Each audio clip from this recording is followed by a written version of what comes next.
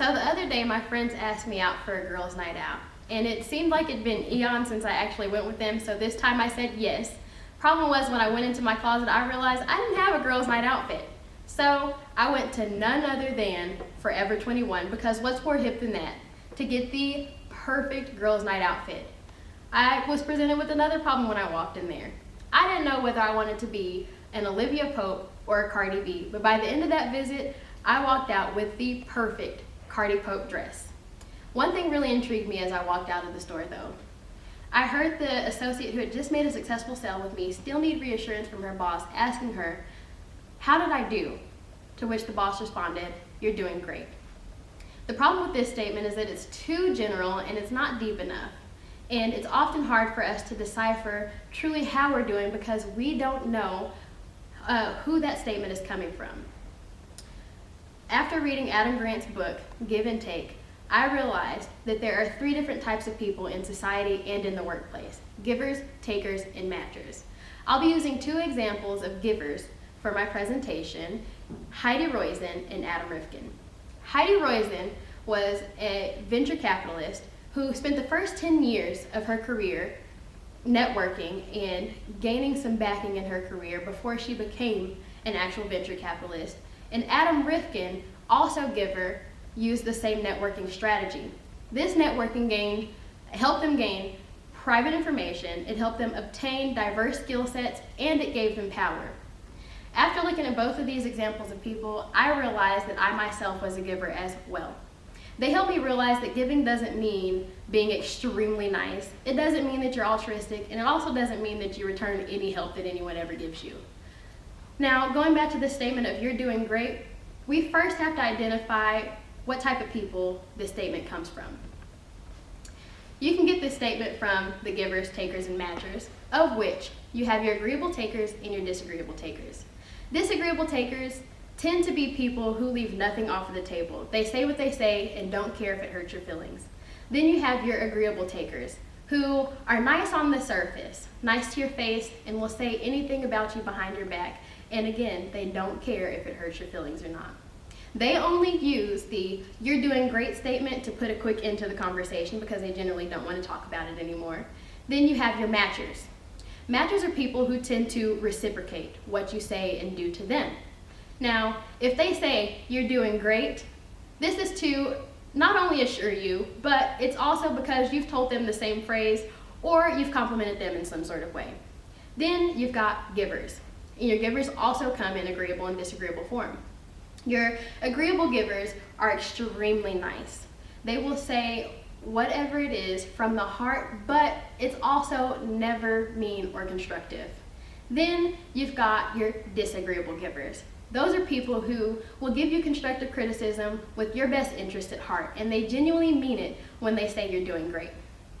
Now, finding this dynamic of these types of people within the workplace, I'm going to look into my past as an assistant manager at a retail store.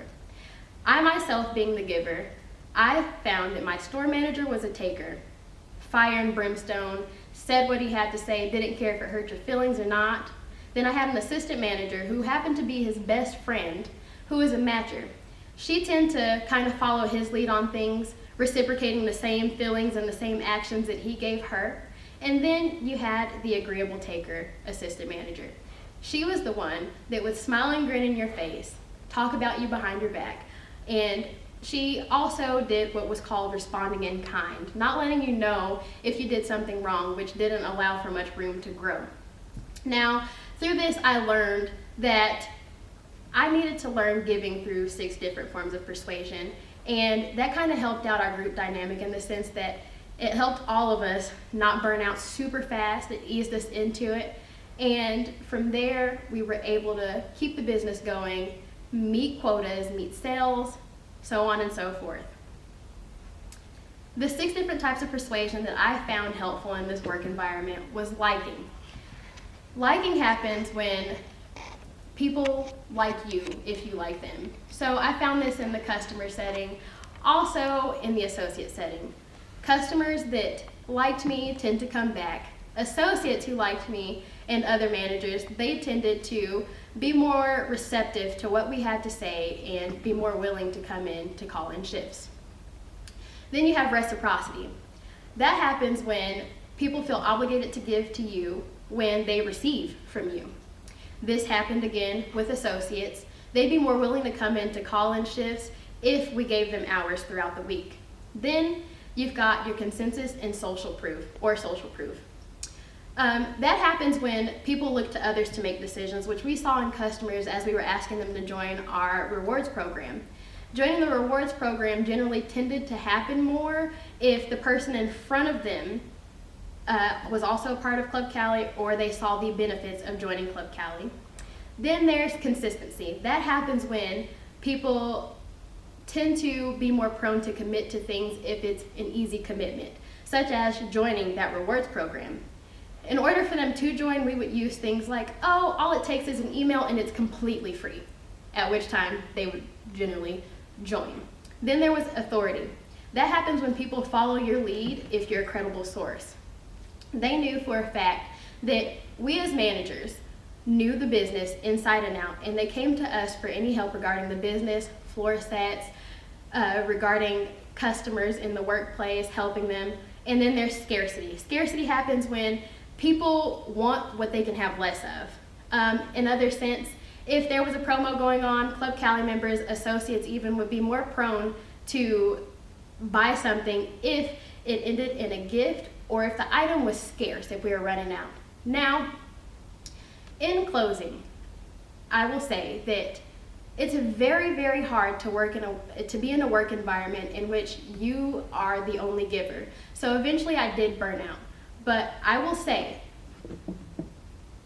that the next time you hear the statement, "You're doing great," assess it, and also realize that you should probably be a giver in a society of takers and matchers.